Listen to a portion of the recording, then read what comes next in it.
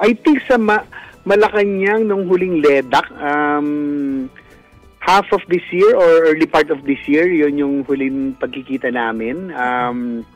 At saka yung birthday niya, no? Pang 100, yung first birthday niya ata doon ginawa. Nakakatuwa kahit na medyo hirap na siyang makakita. Nung lumapit ako, bumulong lang ako sa kanya. Tapos nag-respond ka, "Ay, JV, kamusta ka na? Kamusta ang daddy mo?" So, nakaka-touch, not even at that age o kanya sitwasyon, ay hindi pa rin niya ako nakalimutan. So, syempre nakakataba ng puso. Pero syempre, kaya nalulungkot din ako dahil kahit paano may pinagsamahan din kami at yung lahat ng laban ko sa aking pagtakbo bilang senador ay sinuportahan po niya ako. Kaya syempre, I will always be forever grateful, no, sa kanya pong naging suporta at syempre, lalo na yung mga words of wisdom na hindi ko makakalimutan. Ano po yung pinaka-lesson po na nakuha po ninyo kay JPE po? Kasi sabi mo, lagi kang pinapangaralan po. Well, siya kasi kilala naman natin siya, yung resilience niya, no?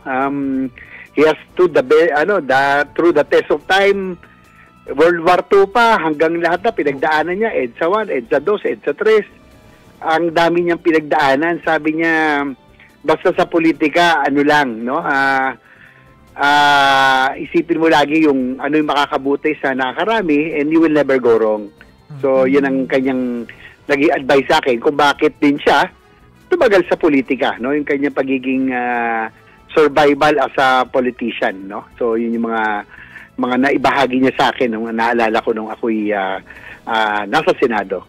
Sir, napag-usapan niyo po ba dyan sa Senate kung may ano po bang plano? Dadalhin po ba ang mga labi ni JPE dyan?